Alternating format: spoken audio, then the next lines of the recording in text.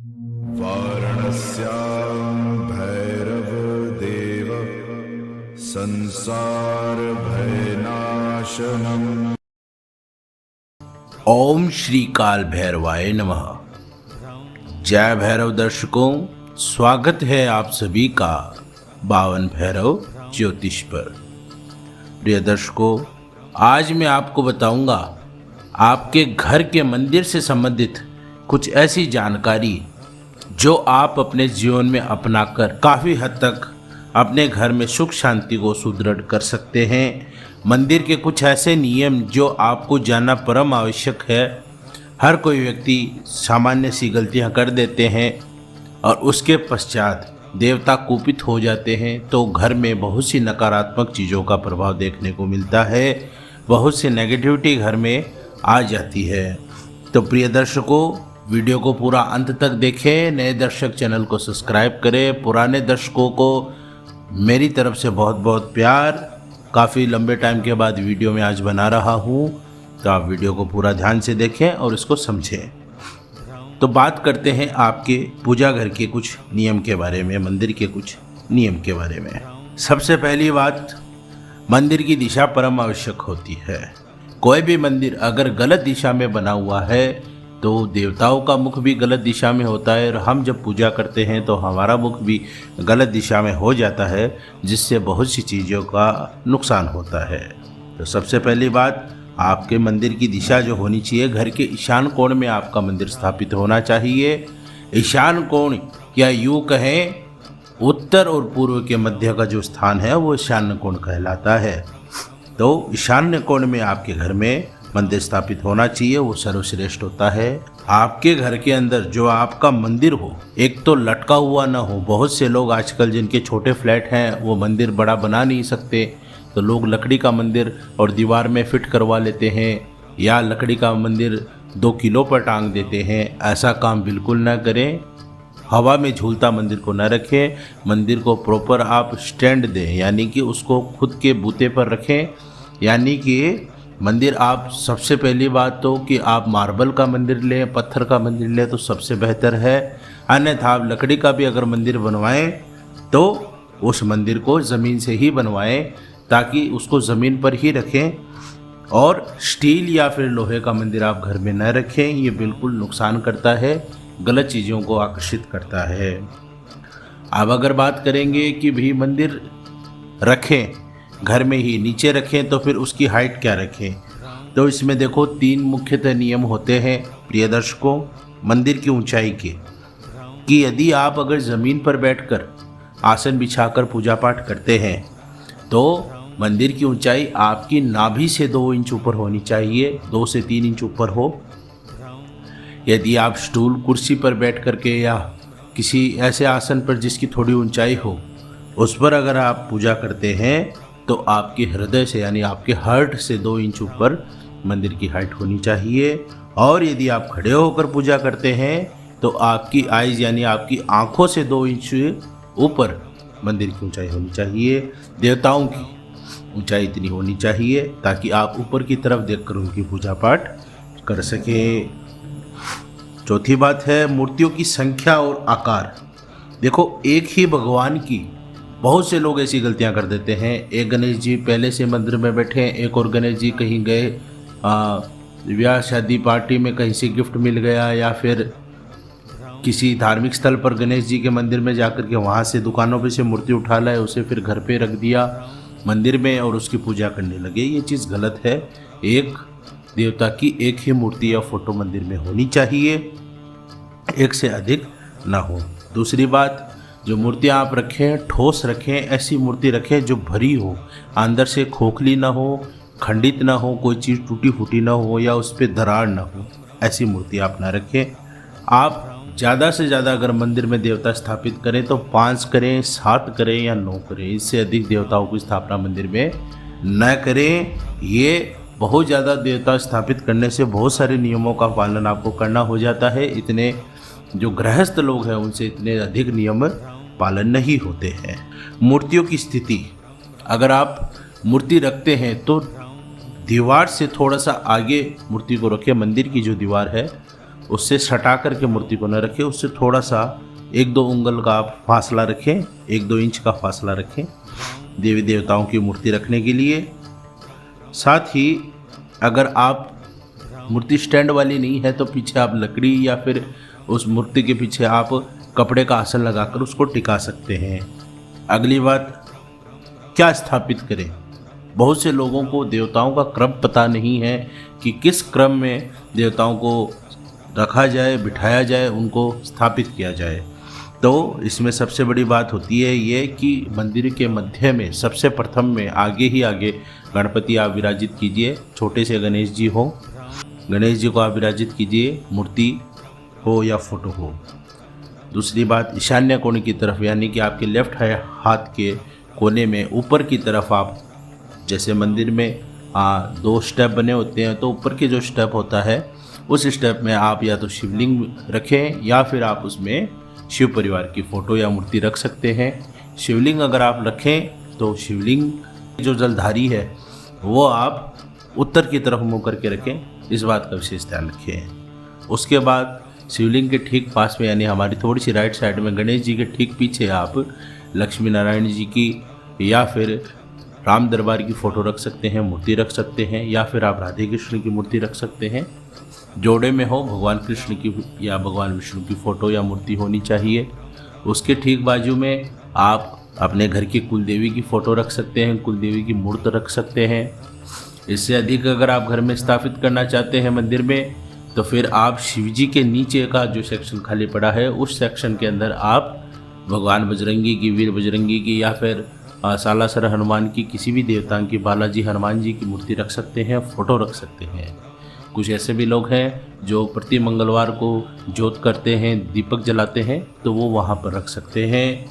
Right side में जहाँ आपने अपनी इष्ट देवी की मूर्ति स्थापना की है उसके ठीक नीचे आप अपने ग्राम देवता, स्थान देवता की या आपके लोक देवता की, जो भी आपके मान्य देवता हैं आपके गांव शहर में, जहाँ पे महापुरुष हुए, जिन्हें देवताओं की पद्धति मिली है, जिनको पूजा जाता है, जिनके मंदिर हैं, तो उनमें से किसी की भी आप वहाँ पे फ़ोटो या मूर्ति लगा सकते हैं।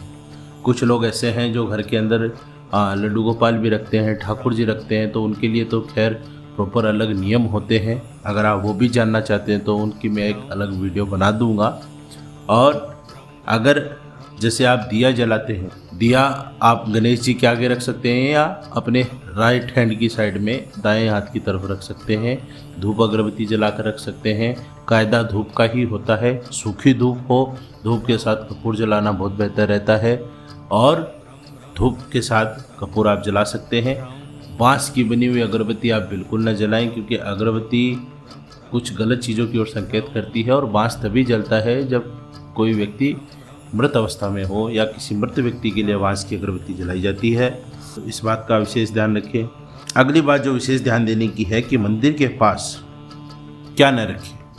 तो इसमें देखो, झाड़ू हो गई, जूते चप्पल हो गए, गंदे कपड़े हो गए, दवाइयाँ, कूड़ादान आदि आप मंदिर के आसपास बिल्कुल भी ना रखें। ईशान्य कोण को आप बिल्कुल भी अपवित्र न करें।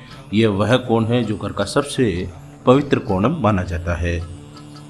मंदिर के ऊपर कोई भी सामान न रखें, जैसे कि बहुत से लोग मंदिर के ऊपर घड़ी रख देते हैं, टीवी रख देते हैं, कोई लकड़ी की या कोई लोहे की रोड रख देते हैं, झूमर टांग देते हैं, स्टोरेज बॉक्स बना के रख देते हैं। ये सब चीज़ें आपको बिल्कुल भी नहीं करनी है। मंदिर के ऊपर का स्थान बिल्कुल खाली होना चाहिए।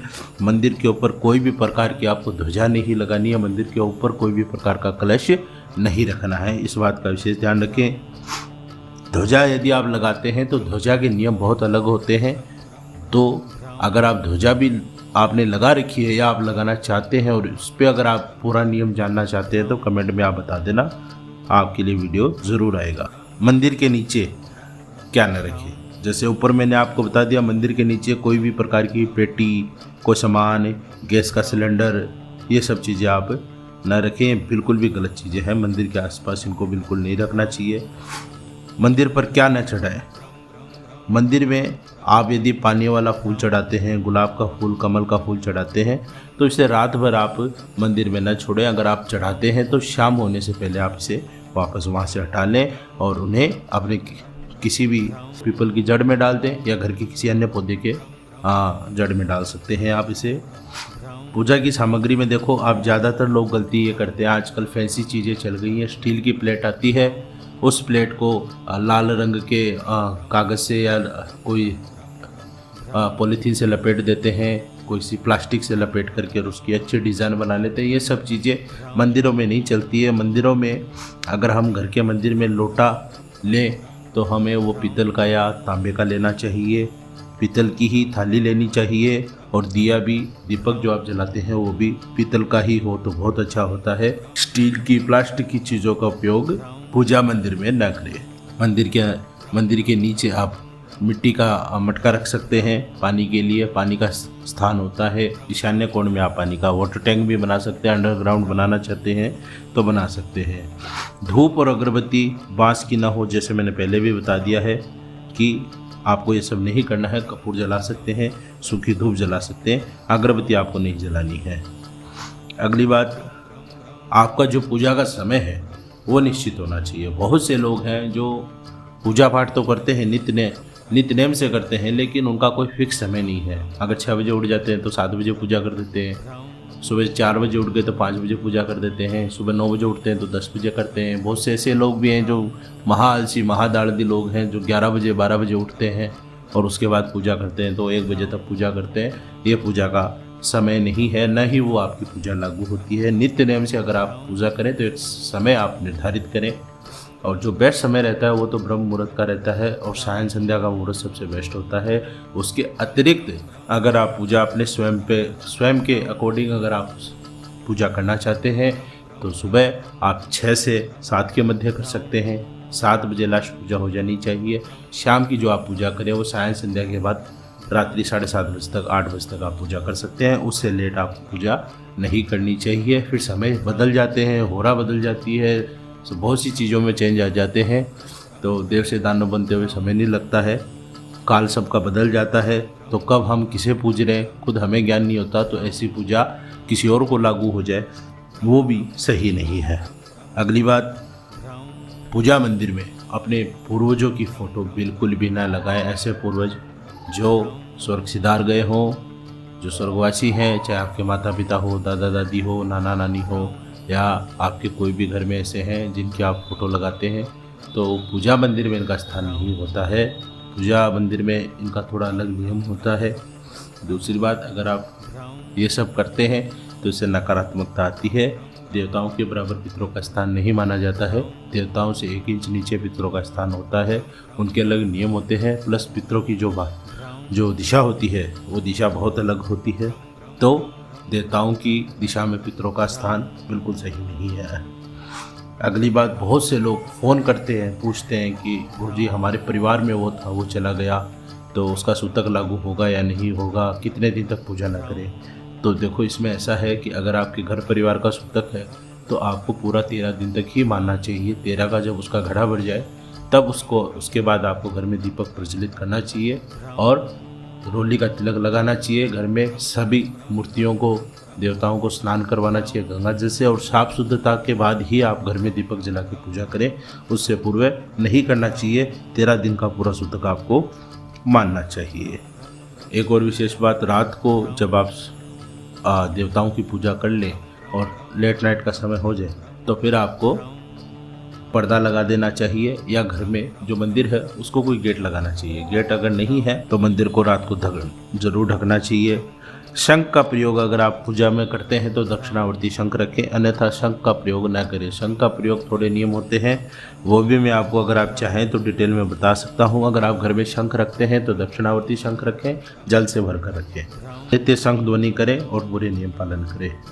अगली बात, जितने भी देवता आपने अपने घर के मंदिर में विराजित कर रखे हैं उन सभी देवताओं का आप सुबह सुबह 1-1 मंत्र उच्चारण जरूर करें। जब भी आप उनकी पूजा पाठ करें, मंदिर में पूजा करते हैं, तो जो भी देवता आपने बिठाए हैं उनका 1-1 मंत्र आपको ज़रूर याद होना चाहिए, वरना आप कहीं से किसी पुस्तक से भी प्राप्त कर सकते हैं।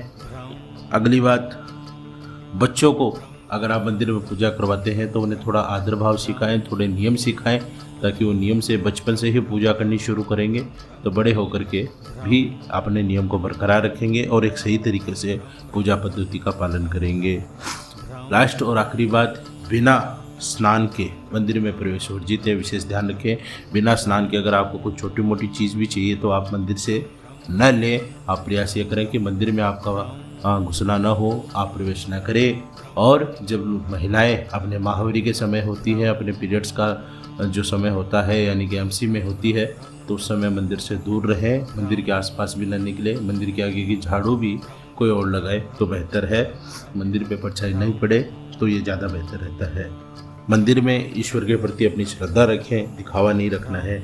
अगर आप इन नियमों का पालन कर लेते हैं तो न केवल देवी देवताओं की कृपा बनी रहती है, बल्कि घर में सुख समृद्धि और आध्यात्मिक शांति भी स्थायी रूप से बनी रहती है। घर का माहौल अच्छा रहता है और रोग बीमारियों से, कष्ट से, क्लेश से, इन सब चीज़ों से रक्षा होती है। घर के देवताओं को यदि आप बना के रखते हैं, उनकी पूजा पाठ करते हैं तो भगवान आपकी रक्षा ज़रूर करते हैं। आपको ये वीडियो कैसा लगा लाइक और कमेंट करके मुझे बताइए, और नए दर्शक चैनल को सब्सक्राइब ज़रूर कीजिएगा। पुराने दर्शक भी अब जुड़ जाइए, लगातार वास्तु के ऊपर वीडियोस आते रहेंगे। मैं आपको घर के एक एक कमरे का, एक एक स्थान का वास्तु में समझाऊंगा, तो वीडियो के साथ लगातार जुड़े रहिएगा। इसी के साथ वाणी को विराम देता हूँ। धन्यवाद। जय भैरव।